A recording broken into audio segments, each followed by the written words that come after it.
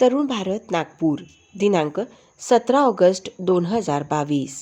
अग्रलेख भारताचा भाग्यविधाता। हजारो वर्षांचा इतिहास आणि परंपरा लाभलेल्या या खंडप्राय देशातील विभिन्न संस्कृती, भाषा आणि भौगोलिक वैविध्य पाहता कोणती एखादी विचारधारा भारतात सातत्याने टिकून राहणं ही सोपी गोष्ट नाही।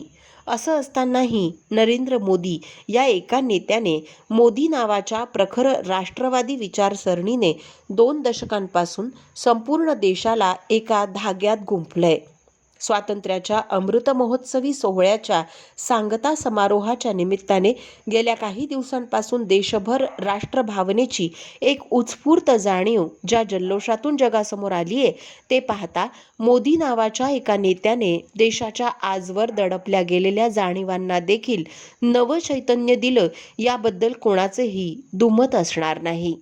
राष्ट्रीय वैचारिकतेचा अभाव असलेल्या काही राजकीय नेत्यांनी त्यांच्या राजकारणाच्या अपरिहार्यतेमुळे या अमृत महोत्सवी सोहळ्यातील कुसळं काढण्याचा केलेला प्रयत्न पुरता हाणून पाडून उभा देश मोदी नावाच्या या गारुडाने भारावून राष्ट्रभावनेच्या जागृत जाणीवेतून देशाच्या ऐक्याचं अभूतपूर्व दर्शन घडवितो आणि त्यामुळे उभं जग विस्मयाने भारताच्या या नव्या चैतन्याने सळसळत्या समाज जीवनाला सलाम करीत मोदी यांच्या नेतृत्वाची मन भरून स्तुती करतो।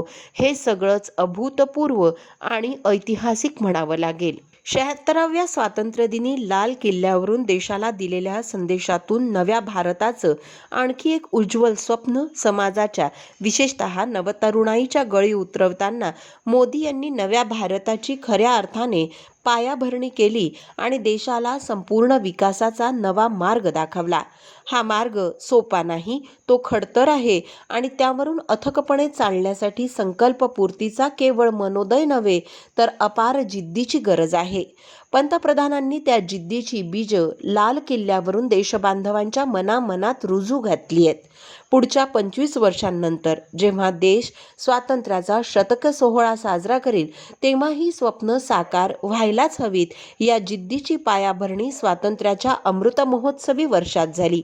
ज्या उत्साहाने देशाने त्यास प्रतिसाद दिला ते पाहता स्वतंत्र भारताच्या शतक महोत्सवी वाटचालीतील सर्व संकल्प सिद्धीस नेण्यासाठी प्रत्येक भारतीयाने कटिबद्धतेची आण घेतली आहे हेही सिद्ध झालं। 3 दिवसांचा हर घर तिरंगा महोत्सव साजरा करण्याचं एक सहज आवाहन पंतप्रधान मोदी यांनी केलं तेव्हा राजकीय विरोधकांकडून क्षुद्र राजकारणापोटी त्याची खिल्ली उडवण्याचे प्रयत्न झाले। राष्ट्रध्वजाच्या मानापमानाच्या मुद्द्यांची ढाल करून जनतेस संभ्रमित करण्याचेही उद्योग काहींनी केले, पण याच 3 दिवसात उभ्या देशाने अभिमानाने आपापल्या हवेल्या, झोपड्या आणि कुडाच्या चंद्रमौळी छपरांवर देखील तिरंगा फडकवत या प्रयत्नांना चोख प्रत्युत्तर देऊन राष्ट्रभावनेचं अभूतपूर्व दर्शन घडवलं। लोकमान्य टिळकांनी शतकापूर्वी घराघरात बसणारा गणेशोत्सव सार्वजनिकरित्या रस्त्यावर आणला तेव्हाही काही कोत्या मानसिकतेने त्यावर अनेक प्रश्नचिन्ह उपस्थित केलीच होती। पुढच्या 100 वर्षात समाजाच्या मानसिकतेत मोठे बदल झाले। प्रागतिक विचारांचा नवा वारसा मिळून संकुचिततेचे अडथळे दूर करण्याचे प्रयत्न झाले। लोकमान्यांनी घडविलेल्या त्या सामाजिक क्रांतीनंतर 100 वर्षांनी त्याच क्रांतीची पुनरावृत्ती पंतप्रधान मोदी यांनी केली आणि राष्ट्रध्वज घराघरावर फडकू लागला। आपल्या हातून ध्वजारोहण व्हावं या अभिमानास्पद अनुभूतीचं भाग्य प्रत्येक नागरिकाच्या वाट्याला आलं। वरवर पाहता घरोघरी तिरंगा ही सरकारी मोहीम वाटत असली तरी सामाजिक मानसिकतेत अगोदरपासूनच असलेल्या राष्ट्रभावनेला नव्या मिती देणारी ती एक क्रांती ठरली आहे। यातूनच आता नव्या उमेदीने, नव्या चैतन्याने आणि नव्या उत्साहाने संपूर्ण देशाने पुढच्या 25 वर्षांच्या अमृतकाळाची वाटचाल निर्धारित केली आहे। जेव्हा स्वातंत्र्याचा शतक महोत्सवी सोहळा साजरा होईल तेव्हा भारत हे सर्वांगांनी विकसित असं एक परिपूर्ण आणि प्रगल्भ समंजस समाज व्यवस्थेने संपन्न राष्ट्र म्हणून जगासमोर ताठ मानेने उभं राहिलेलं असेल। भारताला जागतिक मानांकनांच्या बरोबरीने आणण्यासाठी पंतप्रधानांनी पंचप्रण 5 संकल्प जाहीर केले आहेत। हे 5 संकल्प केवळ केंद्र सरकारचे नाहीत तर संपूर्ण देशाचे आणि समाजाचे आहेत। या संकल्पांच्या पूर्तीसाठीची वाटचाल सोपी नाही, खडतरच आहे. पण या संकल्पपूर्तीचा निर्धार पंतप्रधानांनी केलाय. मनाच्या कोणत्याही कोपऱ्यात आपल्या वर्तणुकीत, सवयीत आणि आचरणात गुलामगिरीच्या भावनेचा अंश देखील राहणार नाही, या मानसिकतेला कायमचं गाडून टाकावयाचा आहे. हा संकल्प आचरणात आणणं सोपं नाही. त्यासाठी असीम निर्धाराची आवश्यकता असते आणि खंबीर पाठबळही लागतं.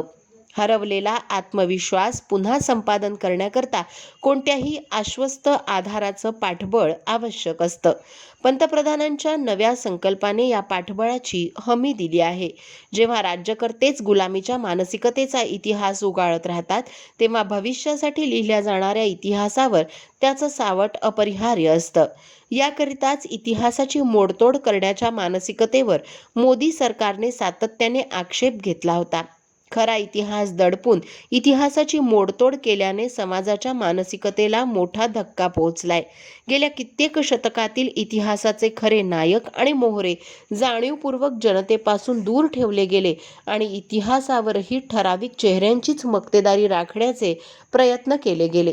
केवळ राजकीय लाभासाठी केल्या गेलेल्या या पापाचं प्रायश्चित्त घेण्याची वेळ आता आली आहे.